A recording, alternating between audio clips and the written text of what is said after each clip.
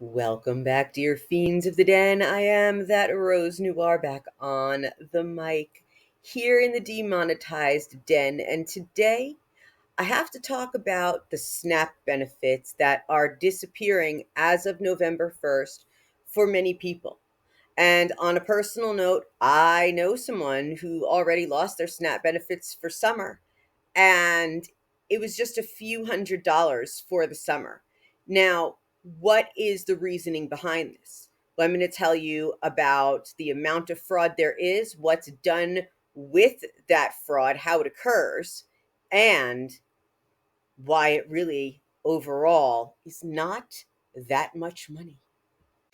And just so you know, with the demolition of the East Wing, well, allegedly, it's not just for a ballroom, but it is to cover what will be the brand new, what do you call it? Fallout shelter for the elite. I guess that's where he's going to hide when they all disappear to Argentina, that they're giving somewhere between 20 and $40 billion to, meanwhile, cattle ranchers and soy farmers and everyone else is being left out in the cold because why? They're now buying Argentinian beef instead of supporting the local beef farmers in the United States. So if you live by a chicken farm, a beef farm, any of that, you guys, please support your local farmers. Now, let's talk about food insecurity and SNAP benefits. Oh, SNAP. Remember that from the 80s? Let's talk SNAP. So, first of all, what does that mean? It is the Supplemental Nutrition Assistance Program. So, the benefits are they provide monthly food purchasing assistance to low income individuals and families. And this is via electronic benefits transfer or an EBT card. But back before we had any EBT cards, people had literal stamps where they would count it out and it equated money. And they would give their food stamps to the supermarket and they would get their food in exchange. Wow, what a concept. Giving people food assistance so they don't go hungry. Food is a basic human right. Now, I've applied for food stamps in the past, and I did receive them once when I was working part time and couldn't make my car payments and my rent and all the utility bills and get food. Now, I could just tell you from experience, no one wants to walk into one of those government buildings with all of their paperwork, and you need to provide utility bills and proof that you live where you say you live. You have to provide a lot of different proof. And what you get is eligible food items, fruits, vegetables, meat, dairy, grains, seeds, and plants count for home gardening. You do not get alcohol, tobacco, or hot prepared foods or non food items. So, this is for low income families and households, seniors, people with disabilities, the unemployed, and their children. And these things happen all the time, unemployment. Or maybe your disability was you were at work and you got hurt and now you can't work and you're waiting for your lawsuit to come through with your workers' compensation, and you're sitting and you're getting unhealthy and you can't afford food, so they give you some food stamps. I don't understand what the problem is. So in the United States, in the fiscal year 2024 to 2025, 41.7 million people per month received SNAP benefits. The average monthly benefit is $187.20 per person. The total federal spending is $99.8 billion a year. And again, we're talking children, seniors, and people with disabilities who need help. Now, here's the other thing, these benefits are not necessarily approved immediately. So the applications are handled state by state, And you can do a lot of different things: apply online, apply in person, by mail, or by fax. And every state has their own website. But you need to complete an eligibility interview, and that's often by phone. I remember that. And they called me every 6 months. And if you don't call back, they will just remove your benefits. Now, to get certified, it typically takes 6 to 12 months, but it can be as short as 1 month if it's an emergency, or as long as 3 years, depending on household circumstances, because you have to continue to show them all of your eligibility proof.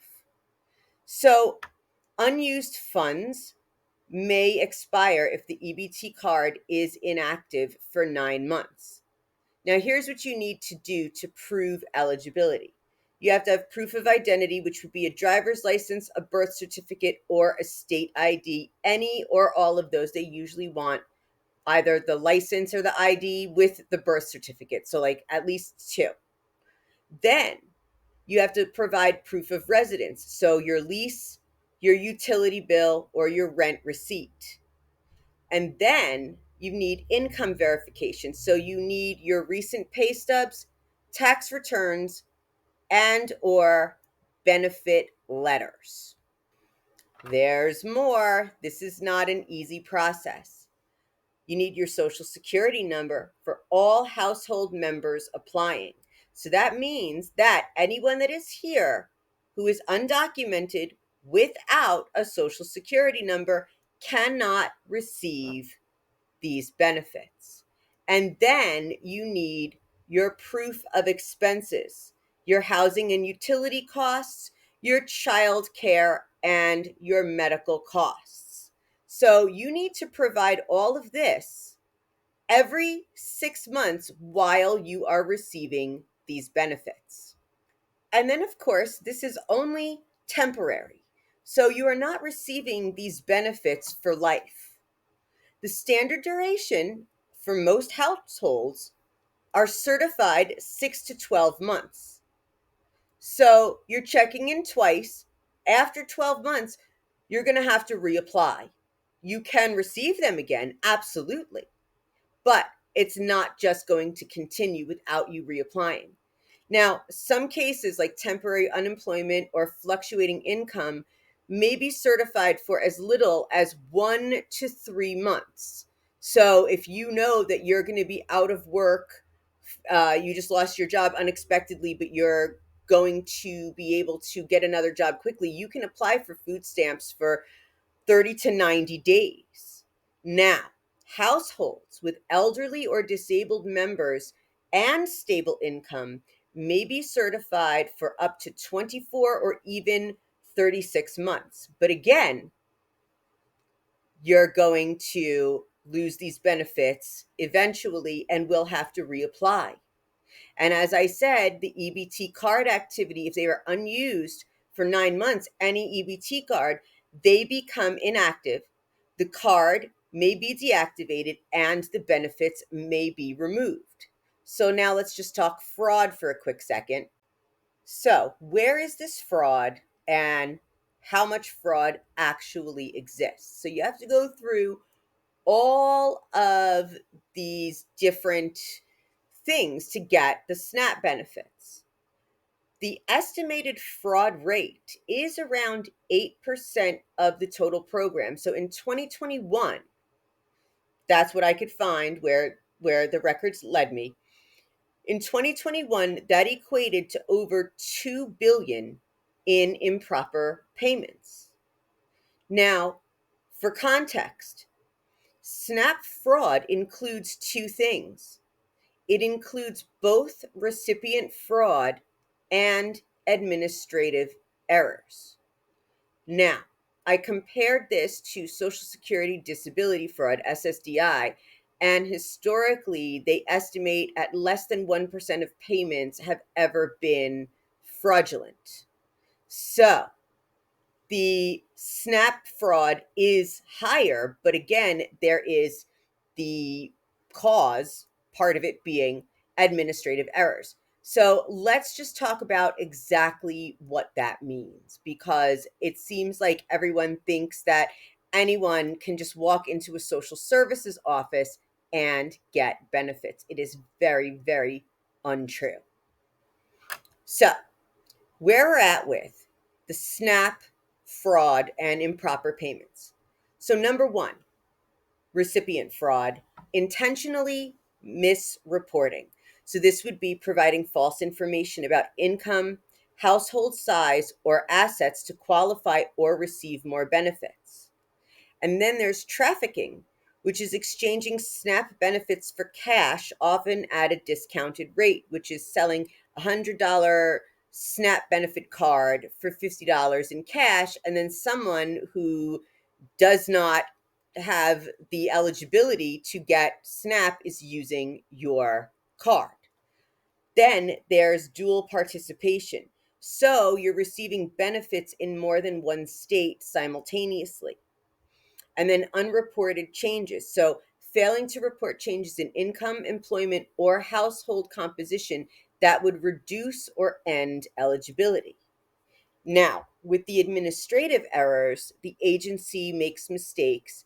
So, by state or local SNAP offices during application processing, such as miscalculating income or deductions, failing to verify documentation properly, or delays in updating case files after reported changes.